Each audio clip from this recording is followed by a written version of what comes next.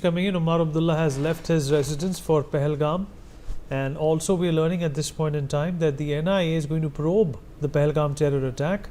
The team is going to reach Pahalgam tomorrow, is what we are learning at this point in time.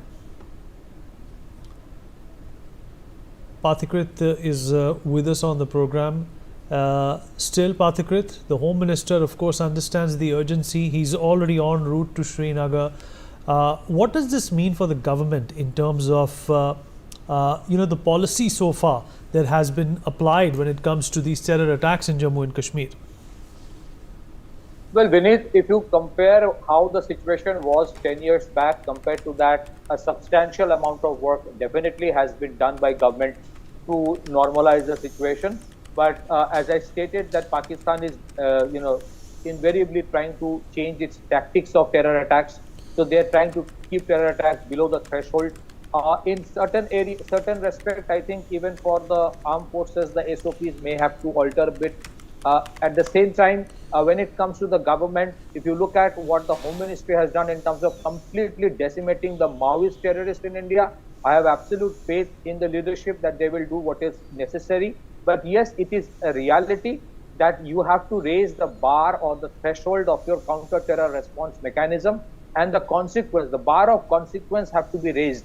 Somewhere there is a catch-22 situation for India, because if you look at the situation of Pakistan today, where there is tremendous amount of provincial violence, sectarian violence, the country is on the cusp of being dismantled or splitting. There, probably the deep state of Pakistan also is looking desperately for some kind of a massive kinetic response from India, so that it helps them to galvanize the country. And the Pakistan army then can tell everyone that, look, it's time to get united because we have a common threat from India. That is one issue. I think somewhere it is probably stopping India because we want Pakistan to get dismantled in its normal course. But I think there is also another school of thought which is invariably, it has a very, very logical viewpoint in terms of saying that it is high time, enough is enough. That is important. It will, and the Harinderji gave the right example of, Israel and Hamas.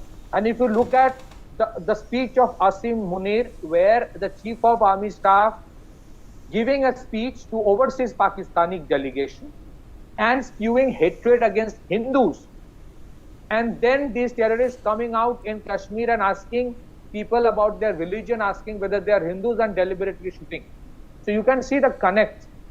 And that is why I think it cannot be considered as a local issue. It is not a law and order issue.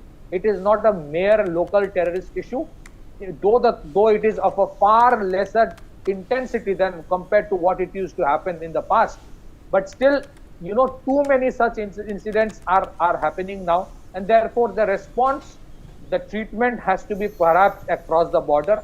How the government will do it, when they will do it, that is up to the policy makers and the decision makers to decide. But yes, this is not something that J&K police can stop, because the money, the inspiration is coming from that side. And we also need to introspect about the radicalization architecture that is there within the country.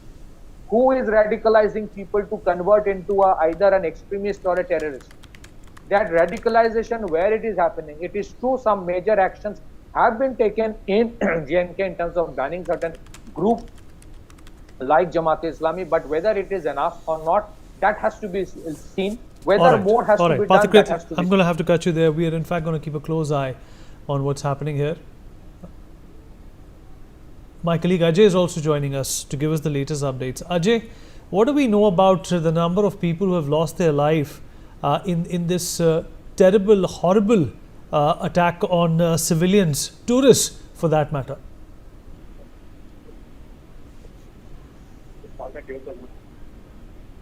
Ajay?